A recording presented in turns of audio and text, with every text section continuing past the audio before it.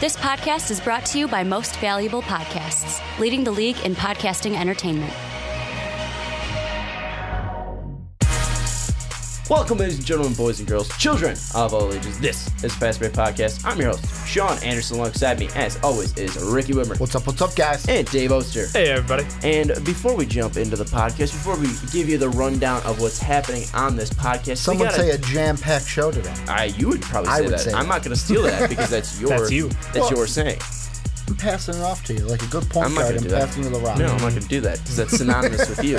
And you were going to have the coffee cup or whatever that was, right? The mug. Yeah, you have the mug. Yeah. So you're going to, I'm not going to steal that. You have a whole bit. So, but before we do that, we're going to get into some housekeeping. Check out patreon.com/mostvaluablepodcast. We're going to have Jake on soon, and Jake's got two episodes in the month of January. We're going to get that boy on. He's a wet boy. He's always a wet boy in our hearts. We also got a couple other buddies we got over there. We got Pat. We got Christian.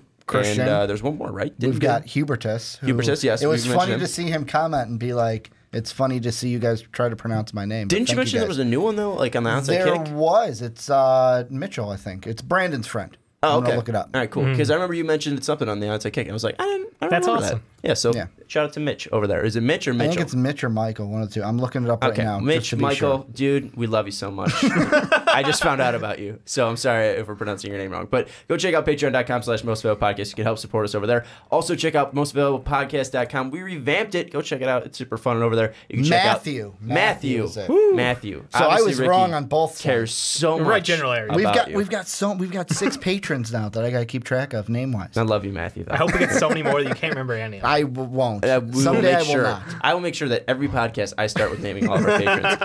But also check out mostvaluablepodcast.com if you want a shirt, and Most Valuable Podcast shirt. Check it out. There is a link over there on to take you to the store. And also, if you're on iTunes, rate us 5 stars over the Fast Break Podcast, the Onside Kick, Rick and Johnny Podcast, and the Primetime Podcast. We'd appreciate it so much. But let's get into it, boys. We are talking about what the Clippers should do with Lou Williams. Are the Miami Heat a legit contenders? And then we're talking about everyone's favorite team, the Orlando Magic, and what they should do with the number 1 pick, because they're not there yet, but they damn sure will be when this podcast comes out. Let's jump into our Wet Boys. Before we do that, we got the soggy shooters, the damp dudes, the Wet Boys. And before we get in, we got to talk about what a Wet Boy is, because that was a comment. And Wet Boys are people who are wet, people who are soggy, people who are so wet you can't stop them. People are just, it's a flood of moisture coming from these men. They're doing work and they're perspirating. They're wet boys. Damn it.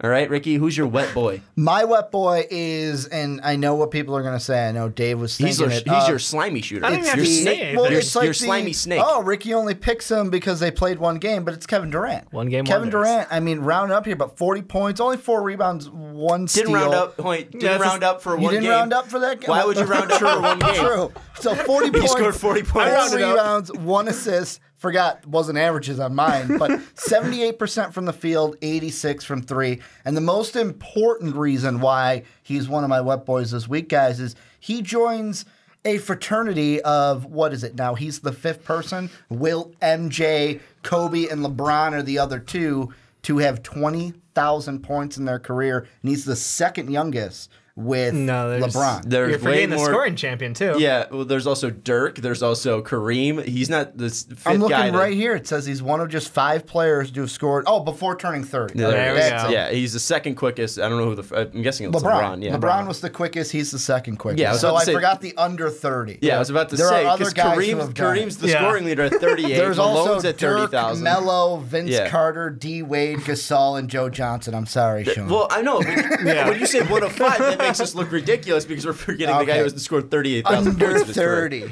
I forgot. I had a joke going, but that was about it. That was enough of a joke right there. Oh, God. Dave, who's your... my white boy is Lou Will. We're going to talk about him a little bit later, but dude's been popping off. He has been... he's just a scorer. Like, if you want the ball in the basket, Lou Will can do it any which way. He does it. Coming off the bench as a starter, he's made this Clippers team look watchable. Like, as someone who watches basketball, he's at least interesting. It kind of gives you a whole new appreciation for what kind of shit he can drag through, you know? And he's a back-to-back wet boy as well. He We don't is. have a lot of back-to-back wet boys. I think James Harden was one of them, but other than that, I think Lou Williams is KP and Harden. Oh, KP was too. Yeah. So there we go. We got our third back-to-back wet boy. No one probably was predicting that it was Lou Will. So if you had that as a prop bet, definitely let us know in the comments down below. My wet boy, it was Ricky's backup plan, but he's my number one. I'm so happy. He's number one in your heart. So happy. He's a finisher. He is the finisher.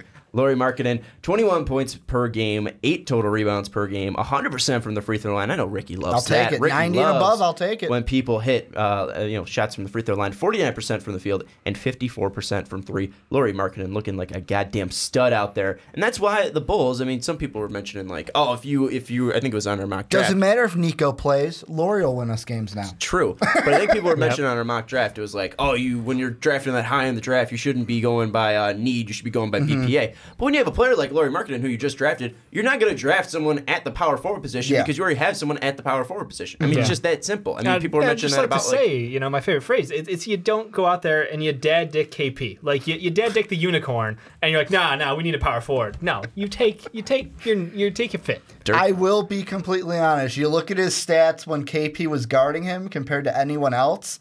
KP did do some good defensive work against Lauri. KP didn't put effort in trying to close out that 3-point line, the long twos. Like, there's just noticeable dad dicking going on. Dirk did say that he's got some unicorn in him. So there you go.